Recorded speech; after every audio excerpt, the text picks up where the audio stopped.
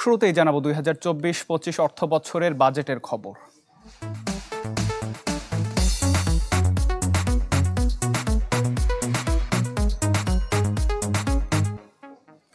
থমকে থাকা বিনিয়োগ, কর্মসংস্থানে ভাটা, প্রবৃদ্ধির নিম্নমুখী ধারা আর সংস্কার সুশাসনের ঘাটতিতে ভেঙে পড়া আর্থিক খাতে গতি ফেরানোই আসছে বাজেটের বড় চ্যালেঞ্জ। ভিন্ন এক অভিজ্ঞতার মুখোমুখি নতুন অর্থমন্ত্রীকে এসব মোকাবিলায় হতে হবে কঠোর এবং বাস্তবমুখী, বলছেন অর্থনীতিবিদরা। তাদের মতে প্রবৃদ্ধি নয়, বরং বাজেট হওয়া উচিত পুরনো অর্জন সুরক্ষার। আরও জানাচ্ছেন ইকবাল আহসান।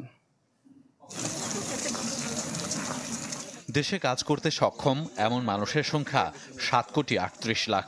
প্রতি বছর এই তালিকায় যুক্ত হন অন্তত 20 লাখ নতুন মুখ, যাদের বড় একটা অংশকে চাকরি দেয় বেসরকারি খাত। কিন্তু গেল কয়েক বছর ধরে প্রত্যাশিত বিনিয়োগ না হওয়ায় আনুপাতিক হারে কাজের সুযোগ দিতে পারছে না প্রতিষ্ঠানগুলো। অন্যদিকে এই বিনিয়োগ না হওয়ার পেছনে অন্যতম কারণ হিসেবে উদ্যোক্তারা দেখছেন আমলাতন্ত্রের জটিলতা, অবকাঠামো সংকট, আর্থিক খাতসহ নানান অসঙ্গতি। তাই আসছে বাজেটে এইসব মোকাবেলা করে একটা বিনিয়োগ বান্ধব বাজেট প্রণয়নই সরকারের জন্য বড় চ্যালেঞ্জ।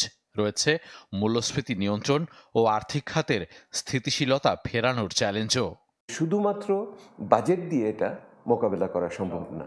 এটা অর্থনৈতিক নীতিমালার একটা পুনর্বিন্যাস অথবা কার্যকর আপনার পুনর্মূল্যায়ন প্রয়োজন করছে বলে আমার মনে হয়। খুব বেশি এমফাসিস করা দরকার, কেন বিভিন্ন যে পদক্ষেপগুলো নেওয়া হয়েছে সেগুলো কোনো কাজ করছে না, এটা হলো একটা দিক। আর দ্বিতীয় হচ্ছে যে অবশ্যই সামষ্টিক অর্থনীতির স্থিতিশীলতাকে ফিরিয়ে নিয়ে আসতে হবে, যাতে অর্থনীতি আবার ট্র্যাকে ফিরে আসে। বিবিএস এর হিসাব অনুযায়ী গেল 4 অর্থ বছরে জিডিপির অনুপাতে গড় বিনিয়োগ হয়েছে 31% সামান্য বেশি। অথচ এই বছর সরকারের লক্ষ্য ছিল 36% নিয়ে যাওয়া। বিপরীতে সবশেষ 2 অর্থ বছরের কারণে গড় প্রবৃদ্ধির হারও নেমে গেছে 6.5-এর নিচে। পরিকল্পনায় যা ছিল 8%। অর্থাৎ গুরুত্বপূর্ণ অর্জন থেকে বড় একটা দূরত্ব রেখে বাজেট প্রণয়ন করতে হচ্ছে সরকারকে। তার উপর চাপ রয়েছে এলডিসি থেকে উত্তরণ পরবর্তী সংকট মোকাবেলার। তথাকথিত প্রবৃদ্ধিমুখী বাজেট তৈরি করার সময় এটা না। এখন হলো আপনার যেটুকু আপনি প্রস্তুত করেছেন বাংলাদেশকে গত 10-15 বছরে, সেটাকে রক্ষা করার সময়।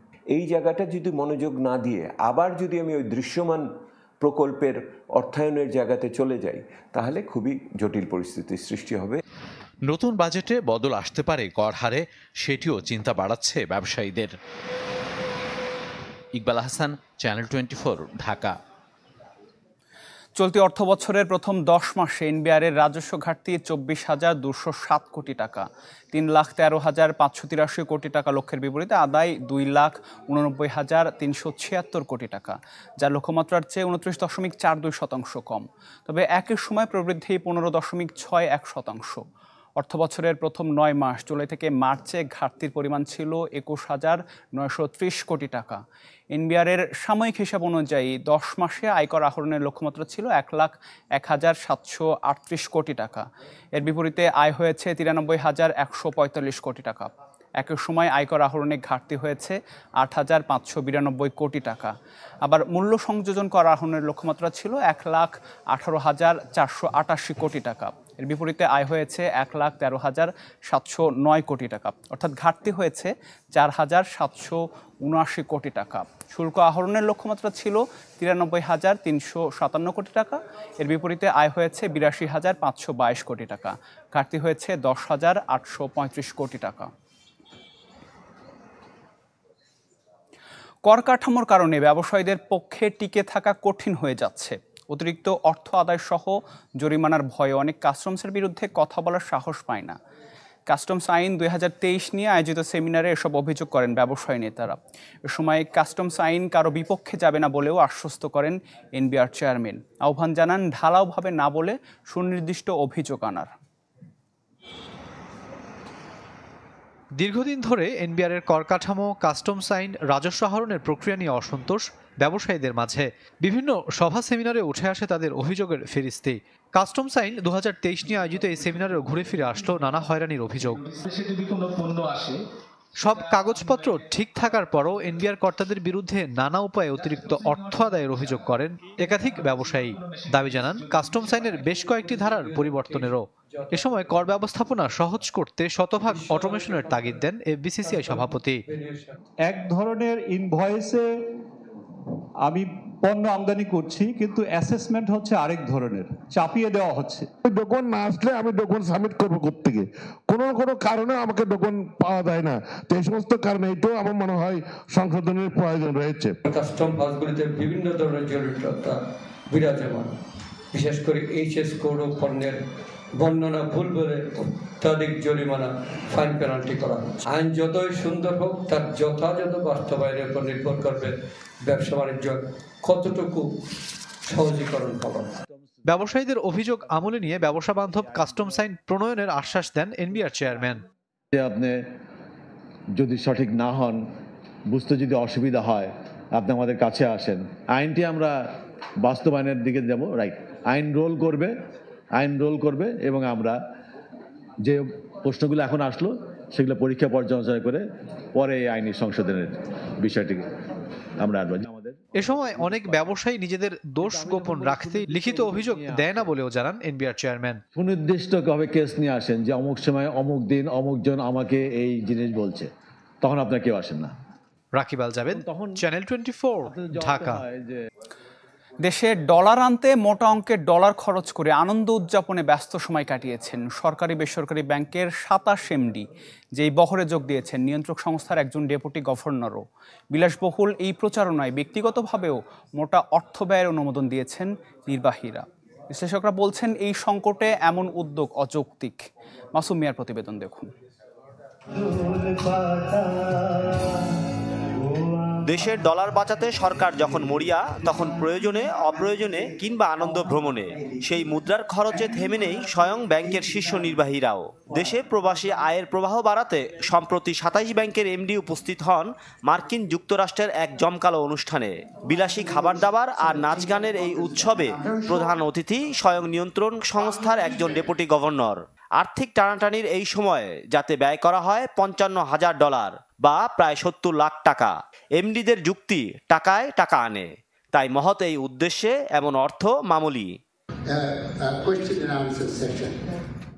প্রবাসী আয় নিয়ে বিশেষ প্রচারণায় মোট অতিথি 45 জন, তবে আয়োজনের মোট খরচ সীমাবদ্ধ থাকেনি ওই $55,000, বরং প্রত্যেক এমডিকে আরও 16 লাখ টাকার সমপরিমাণ ডলার খরচের অনুমতি দিয়েছে ব্যাংকগুলোর বোর্ড। সেই হিসেবে 30 এমডির খরচ হবে আরও $5 কোটি টাকা। গণমাধ্যমে এ বিষয়ে প্রতিবেদন প্রকাশ পেলে উল্টো সাংবাদিকদের ওপর ক্ষোভ ঝাড়েন বাণিজ্যিক ব্যাংকের এমডিদের সাথে সফর সঙ্গী হওয়া বাংলাদেশ ব্যাংকের ডেপুটি গভর্নর কাজী সাইদুর রহমান। একটা উদ্যোগ, এই উদ্যোগটাকে আমরা কাজে লাগাতে চাই। এটা নিয়ে প্রোপাগান্ডা থেকে আপনারা সঠিক তথ্য পরিবেশন করুন। এই যে সমস্ত খবর আসলে আসছে, এগুলি আসলে একটু বিব্রতকর না বলবো না, এটা আসলে ক্রেডিবিলিটি নষ্ট হয় পত্রিকার এবং ওই সংবাদ। যে কোনো সংকটের সময় তো খরচ করার আগে সেখান থেকে রিটার্ন কি আসবে সেটা দেখে নিতে হয়। এই ডলার সংকটের সময়ে আপনি এত টাকা পয়সা খরচ করতেছেন, তার এগেনস্টে কোনো রিটার্ন আসবে না। যে আপনি সিস্টেমটাকে সিম্পলিফাই করেন। সাধারণ মানুষ, আমাদের তো রেমিটেন্স আসে কাদের থেকে? যারা আসলে বকলম শিক্ষিত না, তাই না, বিদেশে যায়, কোনো রকমের সাইনও করতে পারে না ঠিক মতো, তারাই তো রেমিটেন্স গুলো পাঠায়। বর্তমানে দেশের খরচযোগ্য বৈদেশিক মুদ্রার নিট রিজার্ভ 13 বিলিয়নের ঘরে। মাসুম মিয়া, চ্যানেল 24, ঢাকা। দর্শক, সপ্তাহের প্রথম কার্যদিবসে 3 বছরের মধ্যে সর্বনিম্ন পতন দেখতে পেয়েছে পুঁজিবাজার। 2021 সালে 5055 পয়েন্ট এসেছিল সূচক। বড় পতন হয়েছে পুঁজিবাজারে বলাই যায়। ঢাকা স্টক এক্সচেঞ্জের সাধারণ সূচক নেমে গেছে ৫,০০০-এ। একই সাথে চট্টগ্রাম স্টক এক্সচেঞ্জেও ১৫,০০০। এ পর্যায়ে আপনাদেরকে সংক্ষেপে জানিয়ে দিচ্ছি আজকের লেনদেনের সব খবরাখবর। শুরুতে একটু ঢাকা স্টক এক্সচেঞ্জে আমরা নজর দিতে চাই। প্রধান সূচক ডিএসএক্স 61 পয়েন্ট কমে অবস্থান করছে ৫,২৫০ পয়েন্ট। এবং ঢাকা স্টক এক্সচেঞ্জে আজকে হাতবদল হওয়া শেয়ার এবং মিউচুয়াল ফান্ডগুলোর মধ্যে কতগুলো দাম বেড়েছে বা কমেছে সেটা একটু দেখাই। বেড়েছে 31টির, কমেছে 322টির এবং অপরিবর্তিত রয়েছে 29টির দাম এবং ঢাকা স্টক এক্সচেঞ্জে আজকে লেনদেন হয়েছে 322 কোটি টাকার বেশি। এবার একটু আপনাদেরকে চট্টগ্রাম স্টক এক্সচেঞ্জে আমরা নিয়ে যেতে চাই। সেখানেও দেখতে পাচ্ছি যে নিম্নমুখী ধারায় আজকে লেনদেন হয়েছে। সার্বিক সূচক সিএসপিআই 170 পয়েন্ট কমে অবস্থান করছে 15,235 পয়েন্টে এবং চট্টগ্রাম স্টক এক্সচেঞ্জে আজকে হাতবদল হওয়া শেয়ার এবং মিউচুয়াল ফান্ডগুলোর মধ্যে দাম বেড়েছে দেখতে পাচ্ছি 24টির, কমেছে 165টির এবং অপরিবর্তিত রয়েছে 21টির দাম। চট্টগ্রাম স্টক এক্সচেঞ্জে আজকে লেনদেন হয়েছে 8 কোটি টাকার বেশি। পুঁজিবাজারের লেনদেনের সব খবরাখবর আপনাদেরকে আমরা জানাচ্ছিলাম। পরের প্রসঙ্গে চলে যেতে চাই। গৃহস্থালিতে নারীদের অবদান জিডিপিতে অন্তর্ভুক্ত করতে কাজ করছে সরকার। সকালে অবৈতনিক কাজের স্বীকৃতি শীর্ষক এক সেমিনারে এই কথা বলেন অর্থ প্রতিমন্ত্রী ওয়াসিকা আয়েশা খান। তিনি বলেন, সর্বজনীন পেনশন স্কিম নারীদের জন্য ইতিবাচক। গেল কয়েক বছরে রাজনৈতিক ও অর্থনৈতিক ক্ষেত্রে নারীদের অংশগ্রহণ উল্লেখযোগ্য হারে বেড়েছে বলেও জানান তিনি। এ সময় টেকসই উন্নয়ন নিশ্চিতে নারী পুরুষের সমতা প্রতিষ্ঠায় সরকারের উদ্যোগ নিয়ে কথা বলেন অর্থ প্রতিমন্ত্রী। অনুষ্ঠানে সাবেক তত্ত্বাবধায়ক সরকারের উপদেষ্টা হোসেন জিল্লুর রহমান বলেন, গৃহস্থালিতে কাজ করা নারীদের স্বীকৃতি এখন সময়ের দাবি।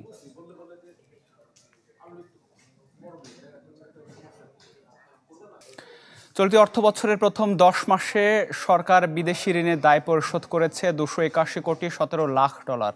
বছর ব্যবধানে যা বেড়েছে 44%।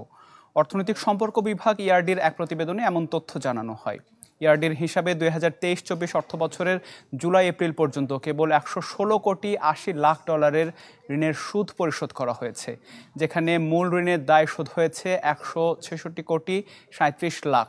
মূলত সরকারের মেগা প্রকল্পের অর্থায়নের জন্য বড় অঙ্কের ঋণের সাথে পাল্লা দিয়ে বাড়ছে ঋণ পরিশোধের দায়ও, যাতে বাড়তি চাপ সৃষ্টি করছে ঋণের সুদ হারও।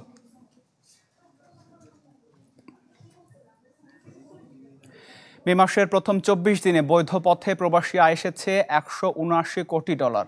বাংলাদেশ ব্যাংকের সবশেষ প্রতিবেদনে এই তথ্য উঠে এসেছে। একই সময় রাষ্ট্রীয় মালিকানাধীন 6 ব্যাংকের মাধ্যমে এসেছে 19 কোটি 12 লাখ ডলার, আর বেসরকারি ব্যাংকগুলোর মাধ্যমে এসেছে 158 কোটি 40 লাখ ডলার। এছাড়া বিশেষায়িত ও বিদেশি ব্যাংকগুলো এনেছে 1 কোটি 44 লাখ ডলার। বরাবরের মতো এককভাবে সবচেয়ে বেশি রেমিটেন্স এসেছে বেসরকারি ইসলামী ব্যাংক লিমিটেডের মাধ্যমে 52 কোটি 67 লাখ ডলার। চলতি অর্থ বছরের এপ্রিলে প্রবাসীরা মোট পাঠিয়েছেন 204 কোটি ডলার, মার্চে যা ছিল 199 কোটি। দর্শক, এই ছিল ফার্স্ট সিকিউরিটি ইসলামী ব্যাংক পিএলসি বিজনেস 24 এর রাতের আয়োজনে। এতক্ষণ সাথে থাকার জন্য ধন্যবাদ সবাইকে।